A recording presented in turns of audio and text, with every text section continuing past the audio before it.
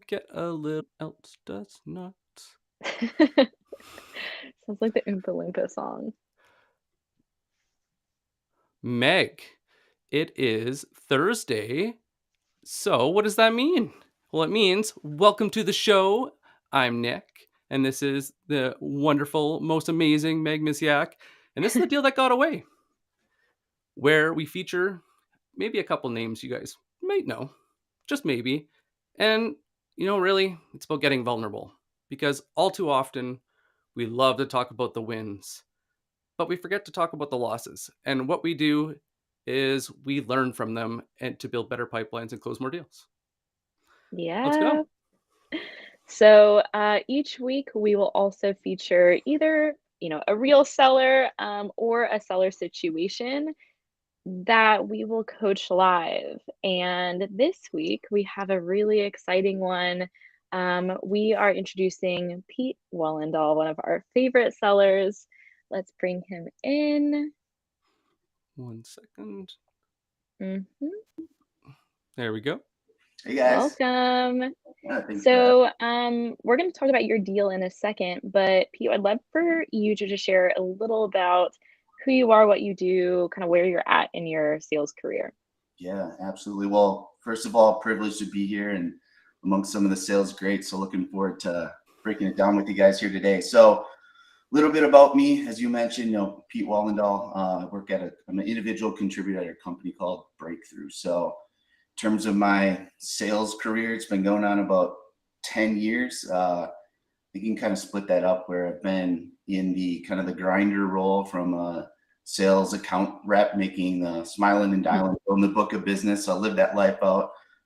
Later went into like a sales leadership role, so leading teams from anywhere from like 10 to 20 individuals at a time, helping them build their book and making sure they were hitting goals. So pretty fortunate to feel or where I'm at today, back in an IC role. So I really love it here. But currently I'm really focused on strictly new business and leading full cycle sales from sales timelines that take anywhere from 12 to about 36 months. So pretty long, but they're rewarding when they pull through.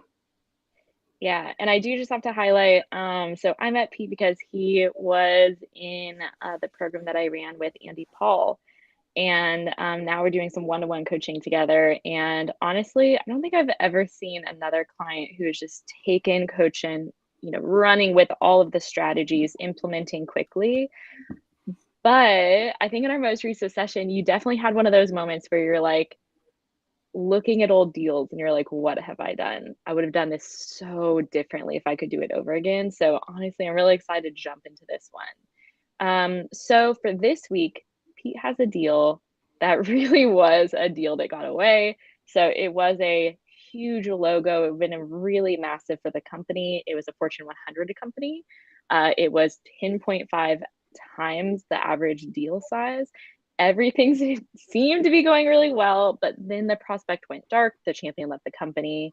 So today we really want to focus not only on, okay, like how can we make sure this, if this situation does come up again, how can we really make the best use of it? What should we have done differently? What could we have done differently? But also, I want to bring in Nick to really cover how can we re-engage and turn this into a deal again? So massive opportunity. We're going to tell you more details in a moment, but we actually have an incredible guest coach today. So we're bringing in Luigi Prestinenzi, and I want to give you a little introduction to Luigi. I met him because Nick and I have both been on his podcast. But honestly, Luigi has turned into a great friend. He's actually helped me with my own sales process as a consultant. He's constantly challenging me in terms of what I think is possible and how big deals can be. He's really mentored me, helped me land one of my biggest deals as a consultant. So really excited to bring him in today. So everyone, Um, we're bringing in Luigi, get in those comments, tag someone that you want to go and hear this mhm. brilliance from, and let's see what we can do to save the deal that got away. Hey, folks, that's a really nice introduction, Meg. You need to introduce me like that every week, make myself feel good. Right. Well, we want to hear your introduction. Of course, the just tell us the basics of what you do and what you're working on right now.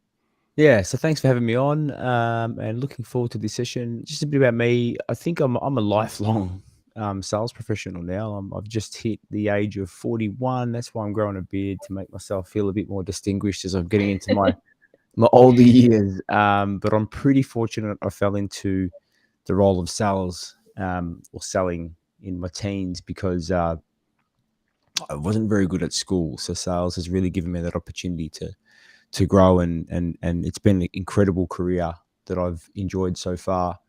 But I've had the privilege of working across both B2C and B2B sales channels, which has been really interesting. I think there's a lot to learn from B2C and how you can apply that into a B2B environment. But one of the things that I pride myself on over the years is I was always looking for that bigger deal, Hmm.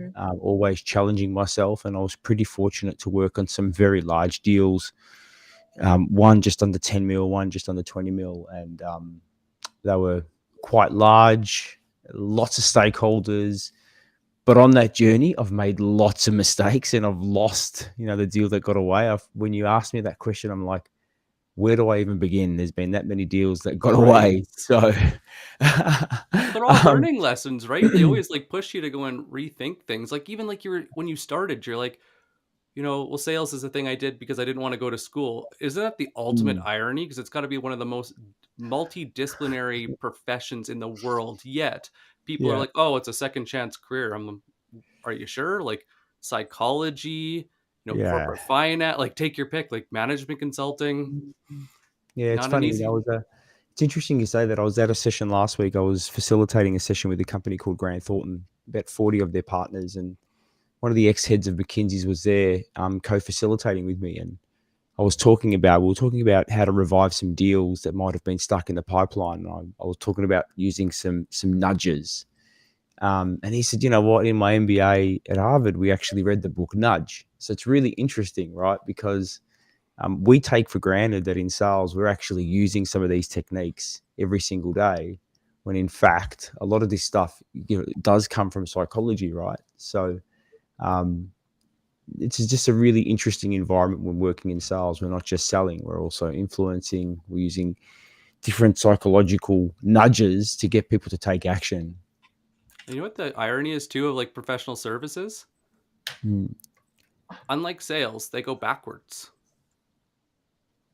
Hmm. So they start in the trenches delivering value.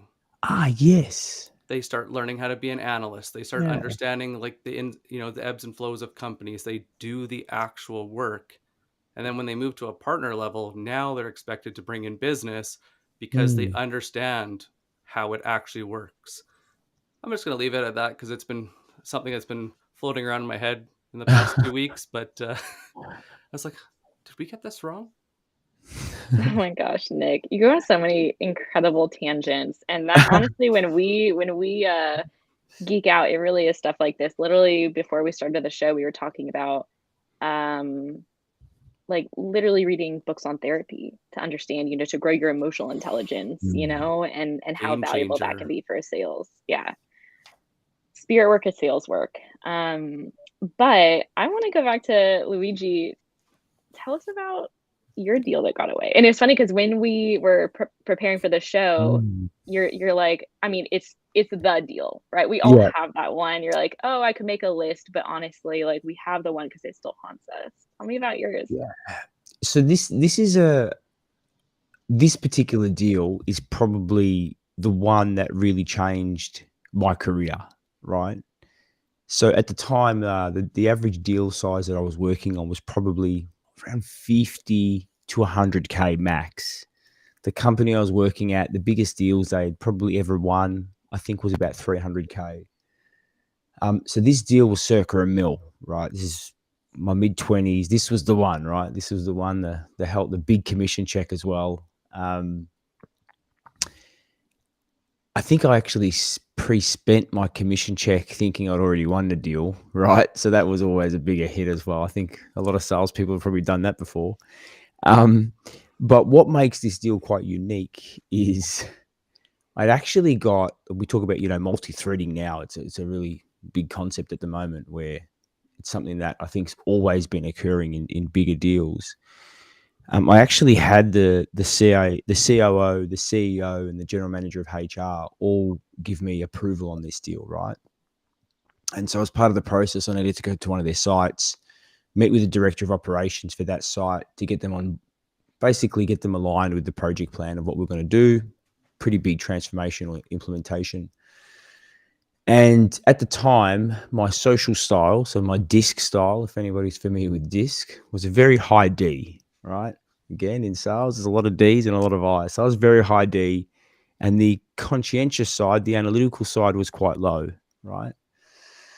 I was meeting with somebody with a high analytical side and also a high D. And I went into that meeting with this is what we're doing. This is what we need. This is what I need from you. This is what I need from your team. He got his backup behavior kicked in. He's like, you're not coming in telling my team to do X, blah, blah, blah. Where's the detail? He wasn't getting what he needed. My backup behavior started kicking in. We started getting in a bit of a, I wouldn't say argument, but the conversation got quite heated. Next thing I know it, a week later, the deal was off. So we actually even had a signed contract, and that killed the deal, right?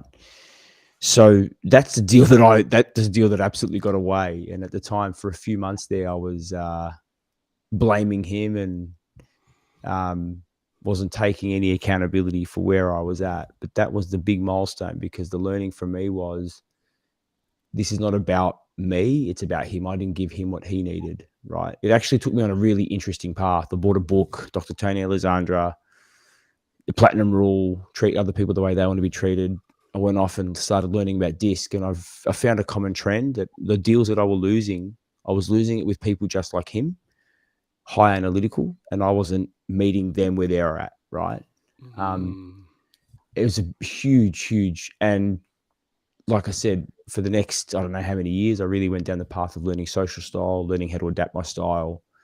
And it completely changed. It completely changed my career, right? And I'm happy to share a bit later the deal that I did win as a result of the learnings that I went on, the journey that I went on to learn how to adapt my style to meet different needs in the buying committee.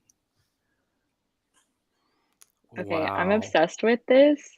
As someone who I've literally been trained on disc, I teach disc, but it's funny because two things stand out to me about this. This is literally what we've been talking about you can learn sales strategies, but for me, what's helped most is learning psychology, learning communication styles.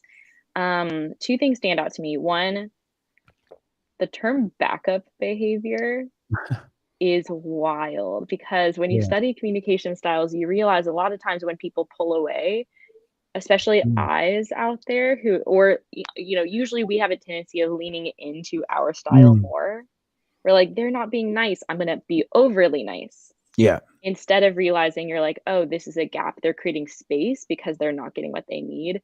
But you also kept saying, oh, I was more this, I was more that. I want to hear about this deal that you won in a minute, but I am curious if you can even give us a quick preview of, for us high Ds, I'm actually high DI. I used to be super high D at work, but for us that are more dominant and also more like, excitable and social, how do you work with more of those analytical styles? Well, analytical styles, what's critical for an analytical style is not asking them to make a decision without giving them the time to look at the data and look at the detail, right? And it's actually, this is where because obviously in sales, right, sometimes we are so focused on getting to an outcome. Like, we want the result. Yeah. We want to get them to make that decision. But if we try to push them and force them to that point of decision without giving them what they need, which is the data, they want the data, they want the detail. They've got objections. There's hidden objections that are questions. And if we don't pull that out and we don't share that with them and we don't ask their permission before moving forward, then that's when that backup behavior kicks in, because they want accuracy. It's a need of theirs, right? It's an observable need. I want accuracy. I don't want to make a mistake, right? Where's our plan? A risk profile. Think about account CFOs. Yeah, they're looking at the business case, right? What would happen if this doesn't work? Where are we taking resources from to do this? It's not just about the money. So the analyticals need that information before moving forward. They want to be asking questions, right? So, and that can sometimes be, you've got tension points because we're trying to get to a decision. They need the information before getting to a decision. And this is why we've got to put our needs second, right? Make sure they're getting what they need. And potentially, if they're not a D, if they're an I, S, more amiable, they won't even tell you they're uncomfortable. They'll just get themselves out of the conversation as quickly as they can, and they'll just start ghosting you, right? Yeah. Yeah. So It there's a lot of actually reminds me, when I teach disc, I actually teach one phrase for every style. So D, they want to get it done. yeah. I's, they want to get along, or they want to, I think it was like make it fun. Yeah. S's, they want to get along. So even like S's, they want to make sure everyone's like opinions are Yeah. heard, Very even if it's not amiable. their own. Yeah. Yeah. And C's, they want to get it right. Yeah. And it's so funny because when you put it Those are that the ones that I simply, don't get along with. yeah, No, you're like no. the highest D I've ever. You're actually, you might be a DC. You're like, I don't know, I'm like honestly pretty I at this point. So for me, the detail, I'm like, please stop talking about all of the details. I like cannot stand this. But yeah, it's funny to just learn more about yourself. But honestly, Luigi, everything you're saying actually like is getting my brain working on this deal, because these are things that Pete and I have actually talked about. Pete's like, oh goodness, like sweating in his palm. But no, it's cool. So let's actually dive into the deal. So I'm going to give you a lot of the details on the deal right now. As we talk through, remember, type in the comments, like, what are you hearing? What little cringe moments are you feeling? Because I'm sure Pete is going to relive them all as we talk through them. But go ahead and type in the comments what you hear, what you would be worried about, even that opportunity you hear.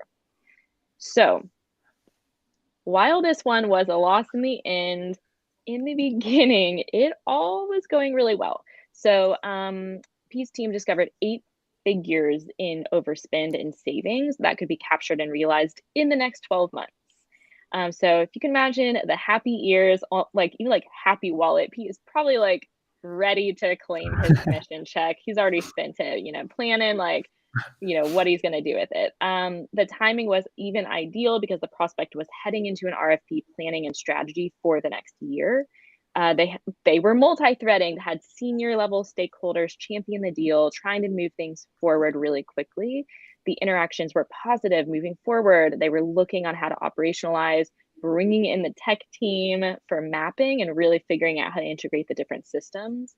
After a few follow-ups that were initiated by the prospect, they went completely silent. The champion then left the company. The prospect no longer saw the value, and I mean, maybe saw the value, but they actually believed they could solve it themselves. It's been over a year now with zero communication from them, which is also why I'm excited not only to kind of, do a postmortem, really figure out what went wrong, how we can handle this, but also I'm going to bring in Nick to be like, okay, how can we re-engage this to really figure out there's another chance at winning it? So let's get some comments from the audience. What are y'all hearing? What would you do? What do you think might be some of the root causes of them going quiet? What's a big But I want to question that you would start. want to ask? Any thoughts? Get them in the comments here. And if there's someone that is working on a deal like this, tag them, because that's how they figure out about the show. And yes, it's also recorded too, so they can come back and watch it from the start. But Pete, I know that you probably have been cringing the entire time as we've gone through this. I know that you have some ideas, some thoughts on what you would have done differently, or what you think kind of the roots of what happened were. So tell us, what you think is going on here. Yeah, they're whole laundry list, and running. I was getting goosebumps, like, oh gosh, having flashbacks on it. So, and it's funny, just some of the comments you made and how it's so relatable to this. So I think when I got into this one, it was moving so fast, and I previously from a pretty transactional sales world. So a couple $100 here and there was like considered premium. And walking into this one, the logo, the speed of it, the amount of stakeholders, and then the sheer size of it was completely blinded me from doing the proper steps, skipped over 1 through 9, was so focused at the savings. It's like, how could you not? And that was going to pull it across the finish line. So, I mean, to me, that was the number one learning. And, what I've been working on with Megan and all my future opportunities as well is really tying that back to the reason why. Because to your point, Luigi, it doesn't matter how big it is if you don't understand the impact and what it matters to them. It'll all go sideways if you can't tie it back to something. Yeah, and immediately, right, the one thing that I've sort of hearing, often when we see a great opportunity, like we go, oh, look at this saving, this is amazing. Look at this ROI. We're so focused on that. We can sometimes forget that potentially there's a risk that we're exposing somebody in the organization, and they can turn, if you look at Miller Hyman from strategic selling kind of framework, they can turn into an anti-sponsor, or what I call the assassin, right? They can actually be the one that, they can be the one in the deal that actually kills your deal, right? Because you've created tension for them. There might not be the root cause, but sometimes we can forget that when we identify an opportunity, we're exposing that potentially someone in that business, they might even fear. It might not be a reality. It could be perceived that they could be thinking, oh my God, this is my area that I should be managing, and this is exposing that I might not be doing my job properly. That's where the emotional side kicks into the deal, right? And therefore they're pulling the other way. They're not advocating for you anymore. So that could be a potential gap that might have been missed. Yeah, absolutely. I'd say in relation to that, like the other key learning for me was, even having 5+ stakeholders in it, like I was so dependent on, the senior VP who engaged with us and was running the conversations, and he had the team that supported it, to your point, that would be handling all the day-to-day stuff and would have to really do the work to operationalize it. And that completely got overlooked, to not understand, build relationships with them, but also help them understand how it's going to impact their day, to deflate some of the challenges. Like, people have gone through it before, but I think I made it so easy for them to take their discussions offline and start poking into it and figure out why it's not going to work. So to me, that's been a key learning here moving forward, is usually the quietest person in the room is the one that you got to look out for. Yeah, and it's interesting. This was one of my biggest points of coaching. Nick, we were talking about this the other day, where with multi-threading, Luigi, you just mentioned it. It's a big term right now. Everyone's like, "Ooh, we need to multi-thread, multi-thread, multi-thread." But I think a lot of people are interpreting that as we need to get people involved, right? We need to get them into meetings, or we need to copy them on the emails. That is not multi-threading. Involvement is, honestly, that should be the bare minimum. We need to get people invested. And is exactly what you said. How can we get them actually, how can we uncover their perspectives as well as their challenges, their concerns, their objections? A lot of times when we have people in these meetings, we feel the tension, right? It could come in the form of a question. I love the awkward pauses where a seller feels a question. They're like, "Ooh, I feel and sense that there's something that's a little off here," but they're like, "Oh, any questions?" They're like, "No," or they'll like, "Oh, we'll talk about it. I'll just, we'll talk about it later." But those points are the most critical. When you feel that tension, when you hear those things, or what's funny is a lot of times we don't multi-thread until much later. So, we are trying to move forward, especially our D personalities, and not only our traditional, communication style, but also we feel the weight of, the end of the quarter and trying to get this deal done. And your champion might also feel frustrated because they're much further along with us. But people do, especially those C personality styles, even there's a lot of C's in legal, procurement, those teams that really want to understand. But when we try to push it through and push it faster, a lot of times we ignore some of those points of tension Yeah. instead of leaning into them. Well, So I think, yeah, in terms of the multi-threading, I think that it's not that we just didn't multi-thread. I think that's, obvious, but I really want us to work on like how can we truly get people invested?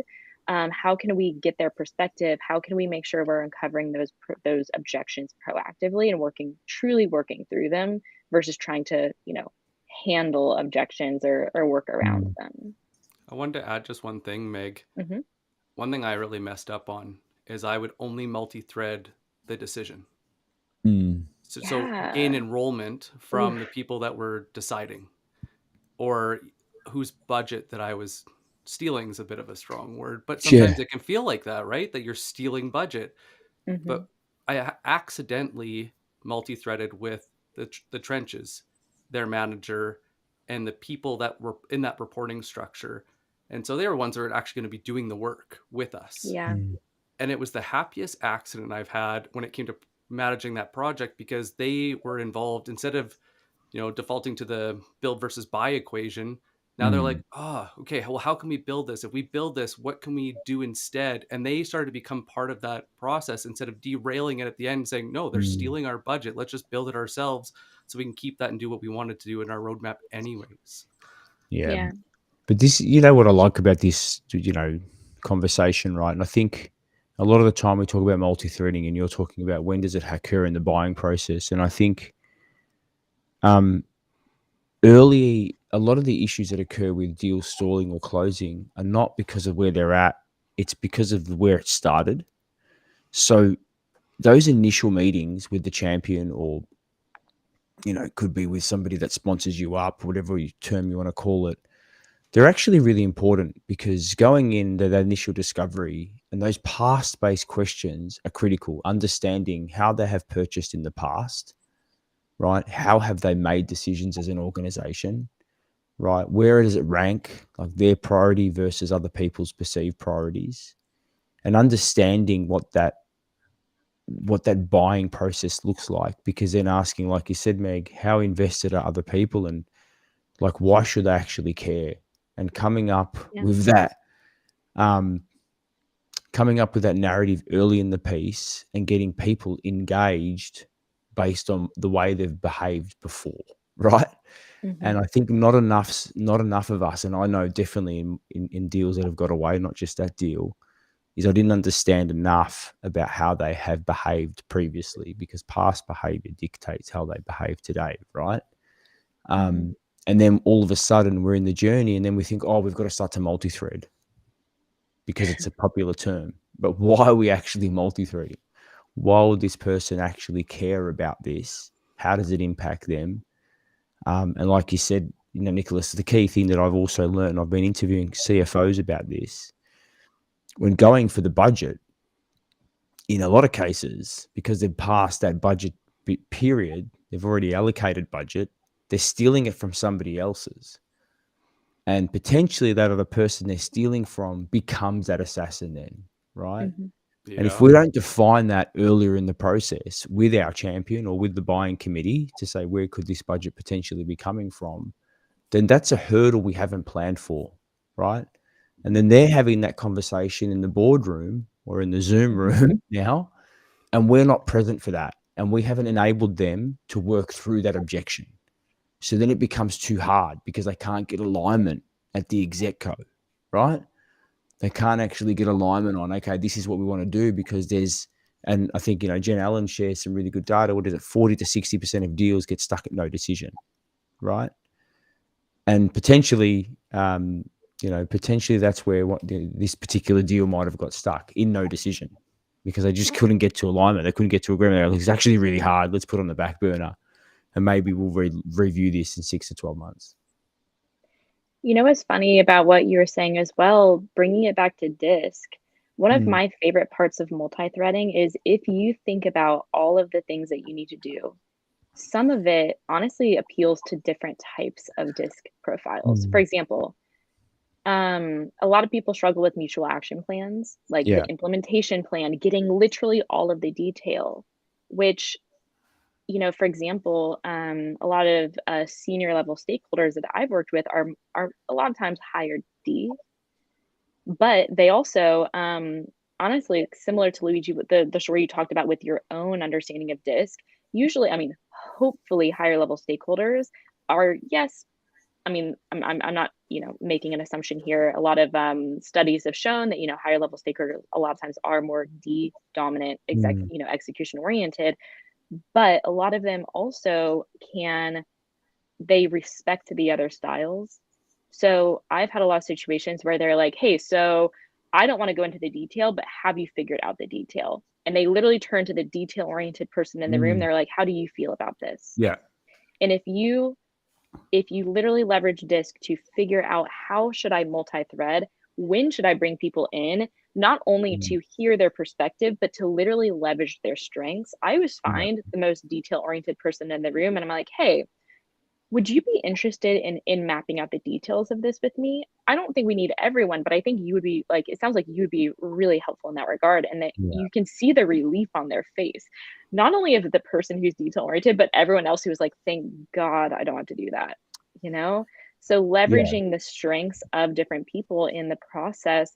And most of the time, like when I actually give, for example, when I bring in, usually meet with the high level stakeholders later in the process, I know they're especially I kind of test it, but I'm like, oh, they're this person's gonna be a high D.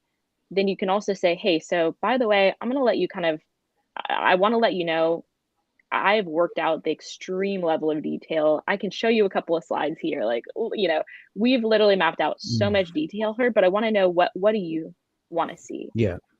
And they're like I've literally had an executive look to his team and be like, hey, how do you feel about this? And they're like, well, we built this with Meg. We're 100% involved.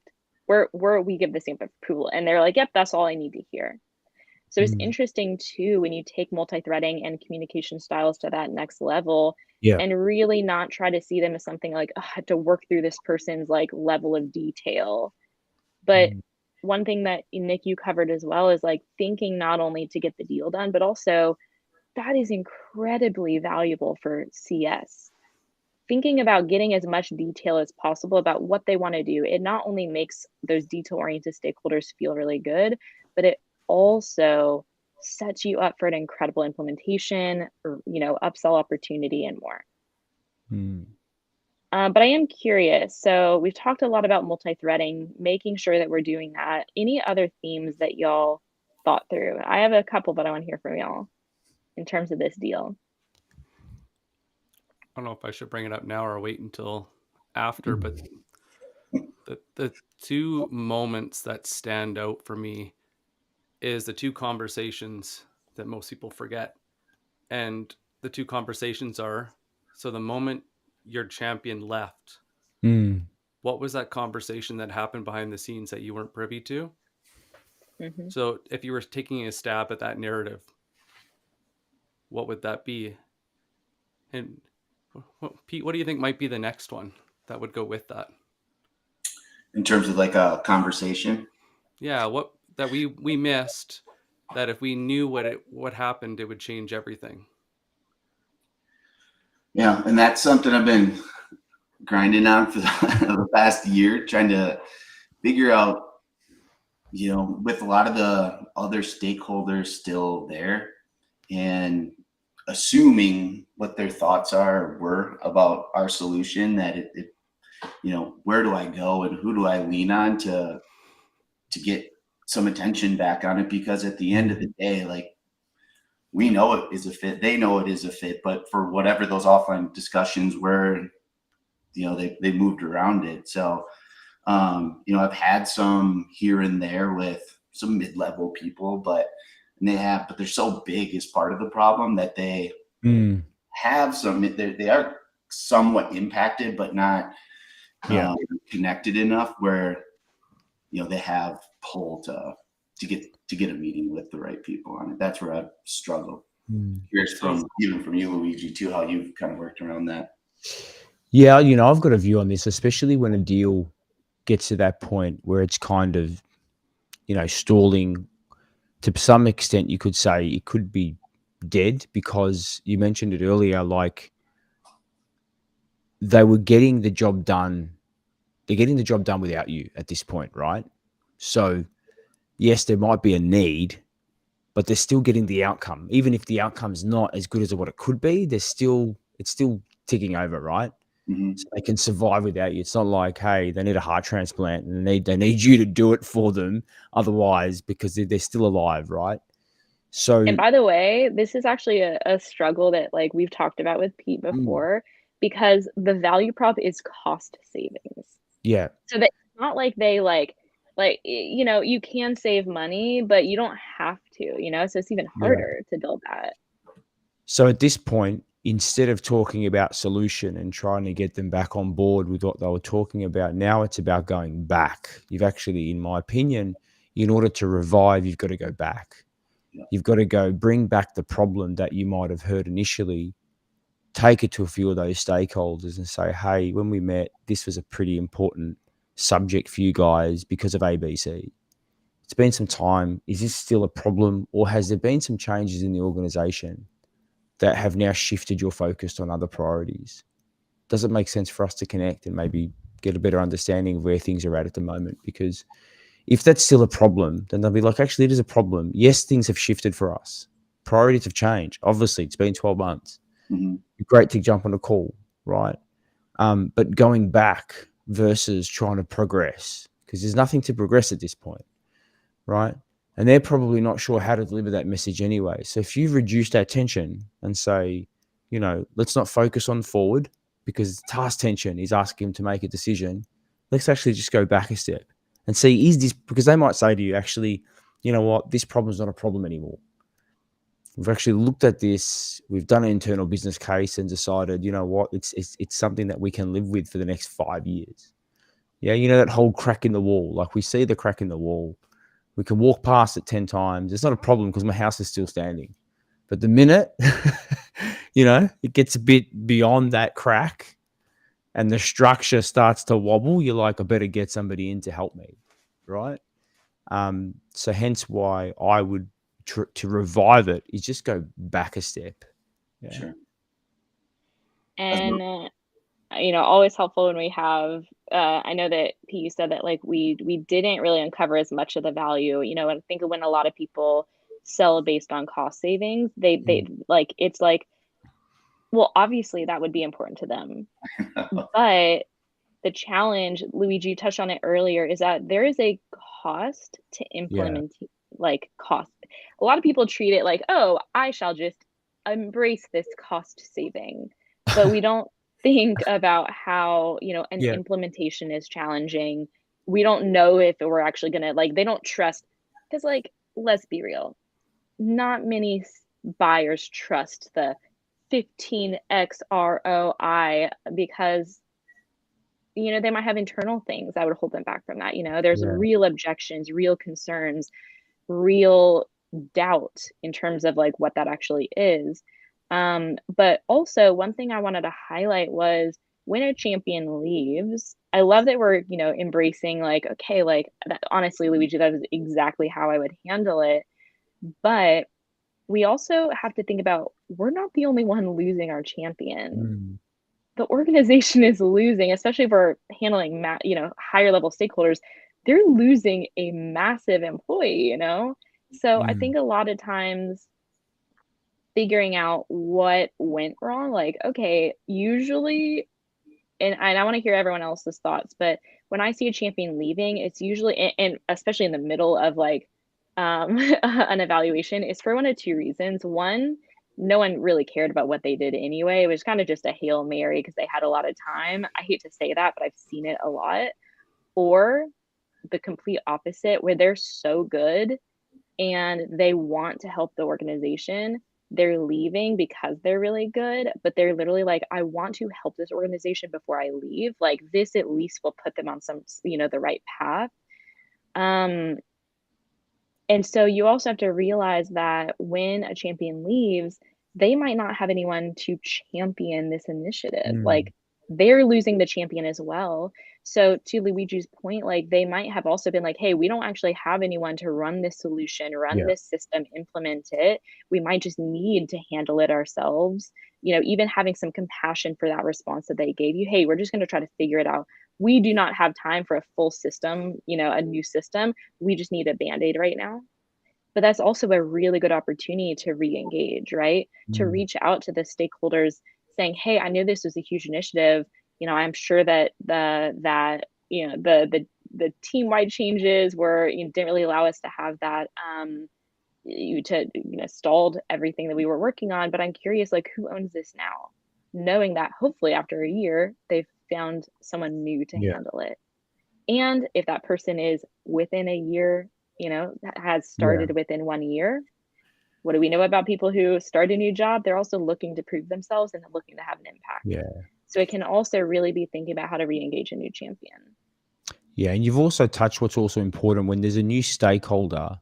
You've kind of got to assume their education about what you've spoken to them is zero. Yeah, Yeah.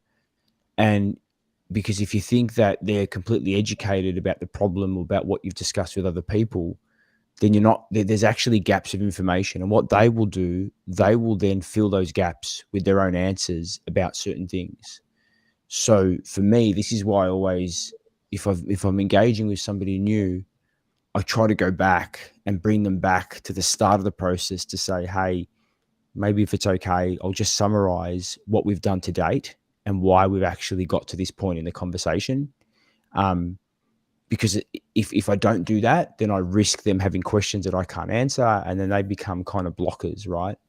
So if there is a new champion, instead of assuming that they've been educated by the previous champion or by other people in the organization, this is why I believe going back will actually help you progress further, right? Yeah. And actually sensing is, because again, their priorities might be completely different, right? They actually might not be the champion anymore. Even though they've taken over that person's role, Mm-hmm. the priority for that problem might have shifted. They've got other stuff they need to work on. Yeah. So that's why it's a good sort of pulse check to see, let me have a look at the structure of this deal, and has the stakeholder group fundamentally changed now, right? And what do I need to do to actually get them re-engaged to move forward? Or do I have to actually have to say this deal's dead, but now I have to create a new one based on a new problem statement? Yeah.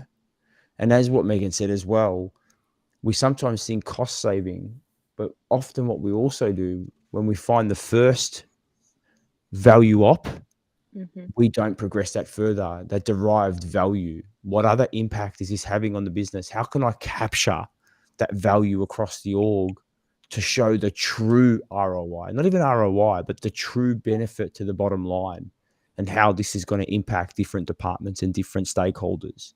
That's why I love the concept of derived value. Yeah.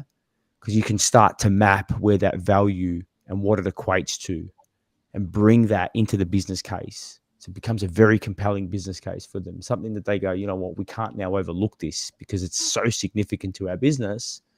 We need to actually make a decision about this and really give consideration to this. Yeah. And that's a good point as well, because a few points. One, knowing that things have changed. One of the things very tactically that I would do is what Nick's expertise, literally just go in and see what they're working on from an organizational level, Yeah. Everything, like, it's been a year. Things have probably shifted a lot. So literally going into their I love investor relations presentations because I'm lazy and I like infographics. But it also summarizes the Are most important amazing. information really easily. Yeah. And but also literally putting it in, cost savings is not usually what you'll see in a, financial report. You'll usually see, operational efficiency and things like that. And so as Luigi's talking about, even saying cost savings, like cost savings is not the end goal. What they No. can do with the Yeah. cost savings, with the added revenue, the added budget, and also this could literally be saving jobs, saving Mm. teams, like giving people their holidays back. Like there's also a huge personal element there too. And like I said, the personal element and the personal goal of having someone in, their first year in their role, really valuable. So there's definitely a lot of things to think through. And what Luigi said is so critical. And I've never, it's one of those things I feel like we have the curse of knowledge, but I do think a lot of people try to, instead of bringing it back to life, when I say that, I think a lot of people are like, "Ooh, let's get this back on track." That's not how deals like this go. Mm, When you can take that step back, but also realize you're not starting from scratch because you have so much valuable intel. It's mm. almost treating it like a warm lead versus something to just start. Oh, I just need to start a proposal again. Absolutely not. I would start from the beginning, but with a hell of a lot more information than you had the first Yeah, time. your questions will be different. So, hey, Pete, can I Mhm. ask you just on that deal, right? I know that you probably can't share commercially in confidence information, but what was the problem statement? Like, what was the actual problem you were helping them solve? Energy, so fuel costs.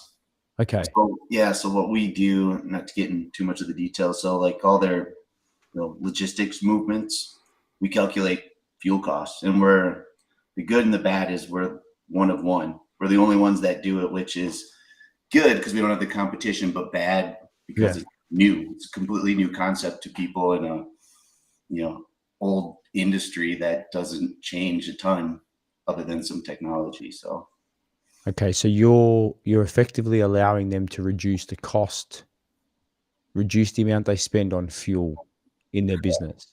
yep. Which Okay. goes along the lines, and that was kind of an aha moment from what Nick said. Like it's someone else's budget, and that's the number one question concern we get every single time because we're helping them reduce costs, but then their providers, their profitability essentially goes down. So that's a conversation we get into every single time, and no matter how we say it, it's something. It never is enough for Yeah. people to jump on it right away. So we always have to prove ourselves on it, and rightfully so. It's a great question everybody should have. Mm. I don't know if it's time, Meg, to go and say how I would, Yeah. what I would do to go and pull us Mhm. back. So, what I try to do is I try to always map the pain, the value, and the communication.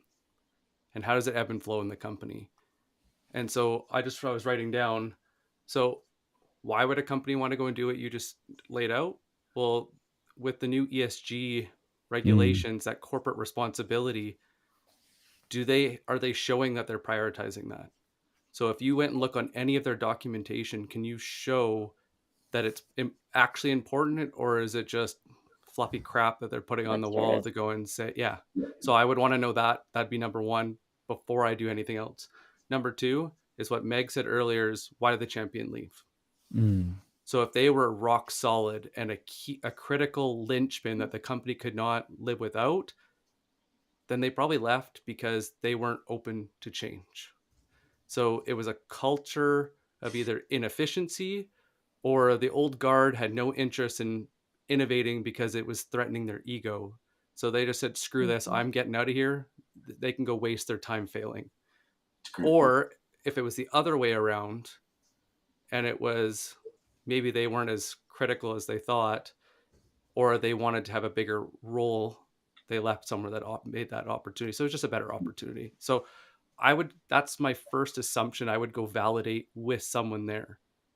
But Or first, Mm. or the champion, yeah, literally reaching out to them, because by the way, you reach out to people who leave, you could literally have two opportunities, one at their current company, one at the next company. Yeah. Yeah. amen.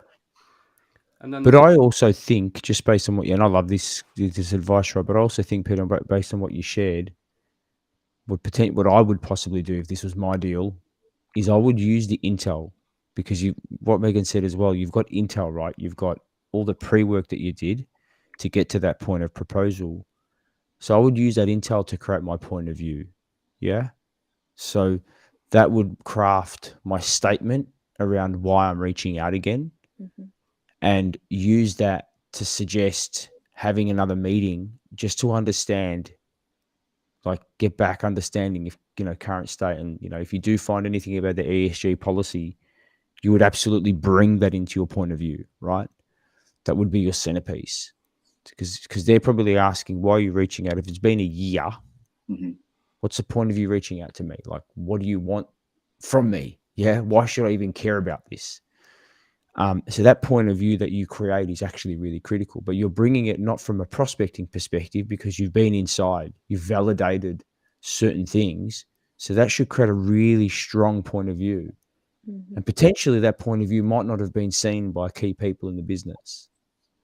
So if you can bring that point of view to the table and maybe just say, hey, as part of this process, I'd also love to share some insights that we've learned over the past 12 months working in this space, and how you can apply this to your ESG practices. What you will then do for them is your value creation now, because you're going to teach them something as part of the process, right?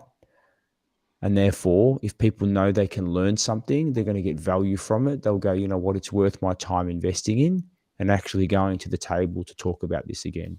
Yeah. Sure. I love that. And just to play on what you just said, Luigi, that was my third. We're on the same lines as my third point. So, but what I specifically wrote is implementation. So, depending on what you learned in the first two, would depend on the context, like Luigi said, of why I'm reaching out and what I'm validating. So, what I notice all too often in these cases is nobody thought the time to value. So, if it's cost savings, for what? What is the cost to get that cost savings and how long? So if they're doing time horizons on investments, how long and why? So going back, is it because they need to hit an ESG motive so that they can get a grant? Is it so they can get a prize? Is it so they can go and do something for shareholder goodwill and it's actually going to raise their brand? Why? So, and when? And then also, what's the risk that we need to manage or minimize of getting there? So what I would actually be doing with this knowledge is I would go think of, if you're pitching a VC to go and get investment into your startup, basically what you're doing is you're pitching the board that are going to go and deploy this capital and invest into your solution versus something else. So when that pitch happened and you weren't there, what is your educated guess of how it went? And so what I would do is I would pick 3 to 5 people and take a stab at it humbly. Be like, when we last talked, I realized that I kind of skipped over implementation and just made it sound like it was easy. It's actually not. And I imagine when you guys met and I wasn't there, this went around the room, circled and circled and circled of, yeah, we could save money, but will we actually? And for how long will it take? And so you could take that narrative or something like that and just be humble and kind of own it. And I bet you if you pick 3 to 5 of those people that you would think would be in that room when that conversation happened, start there. And then my backup kind of like fail safe plan would be go back to the trenches and find out if the communication actually flowed to the people's jobs and the processes they live in. If that flowed to them and they actually understood the impact it was going to have. Because what happens a lot of times, it dies on the table and never leaves leadership. Sure. So that would be ESG. So figure out if that's an initiative, because then maybe that's the end all be all here. And then I would go champion departure. Why? Confirm that narrative. Make sure you're rock solid on that so that you don't step on any toes or hurt any egos. And then the last one is just implementation risks and timeline. Yeah. Reevaluate that narrative, what it got said in that final meeting before they decided to ghost. Something happened. And then just reach out humbly to go and see if you're close or not. And if that doesn't work, go to the trenches to see if they even heard about it. And now you can reignite from the trenches and rebuild, like Luigi said. So you're kind of in savior mode, going back into just starting fresh. So there you go. You're not going to lose either way. Well, Pete, I'm really excited to talk through how we can actually implement this, but I am curious for you, like there's probably a lot of takeaways. What are some of the things that you're excited to implement, or to even just some of those aha moments? Yeah, it's really knowing for me, reliving this one, really knowing the people in the room, right? And understanding the impact and asking the right questions. So you have what you need, the details to understand how it's going to impact people. How are we going to project plan it? And the other thing I was thinking about too, it's almost, because like things start so fast when you're talking about, tens of millions of dollars, right? It speeds things up so quickly that you get to a point and you almost have to slow it down, and you have to start talking about the project planning and what you guys mentioned, highlighting the risks. And I think too, to the multi-threading comment, like I think everyone, like multi-threading, as you mentioned, Megan, huge theme right now. And I'm like, yeah, what I was thinking, like it kind of naturally happens when you're outlining the risks. Like, hey, it's technology, hey, it's category, hey, it's this finance. We need to have conversations, so they naturally come into the conversation where you can start highlighting, having those one-on-one discussions, so you have the right group in there. So I think those are kind of the key takeaways for me. But this has been awesome. Because so much to go back on.